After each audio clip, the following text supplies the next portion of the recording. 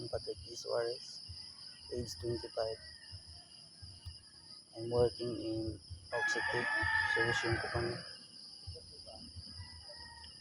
Nandito ako ngayon kasi gusto ko talaga tumulong sa ibang tao na may kapansanan din. Dahil may isang tao na nakita ko sobrang sipag talaga. Tsaka kahit may kapansanan siya, wala siyang isang paa. Nagsikap talaga siya ng totoo. Oo, sa sarili ko, swerte na ako kasi kumpleto ko ngayon. Nakatrabaho ng komportable. Tsaka gusto ko talaga tumulong sa kanya bago ko umalis at magbakasyon. Dahil sa araw ngayon, December 30, isa sa lucky number ko ng 13. Kaya bago gusto ko umalis dito, magbakasyon, gusto ko tumulong sa kanya.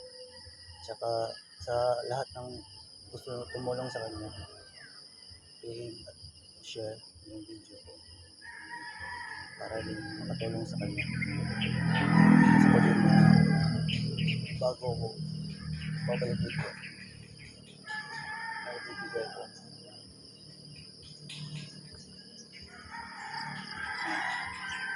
temporary na paa para makalakad siya na maayos. Tsaka para sa hindi siya mahihirapan. Nandito ko ngayon sa Biliran, Naval Biliran, isa sa project namin dito sa Lito. Nandito ko ngayon assign. Hey guys, nandito ko ngayon sa site para yung labor namin. Tsaka nandito kami sa second floor. Yun, yung lalaki na nag-build out,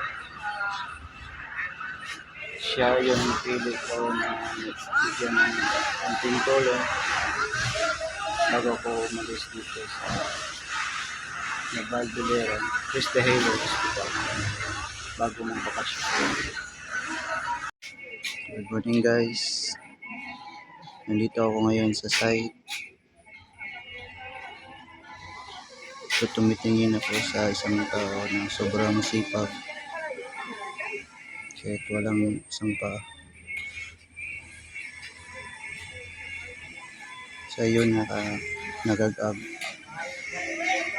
Sobrang sipag yan eh.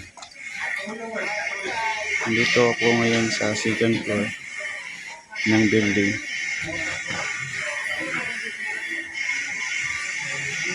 Mamaya pumuntahan ko siya. Magtanong ako kung ilang taon na siya. Singani mo dong? John Balse. O mo na tong taga ay lakaw mo na tong taga Oxitec ha. Kani regalo gikan sa Oxitec. Unsa may imong ikasulti? Salamat. Salamat. Next.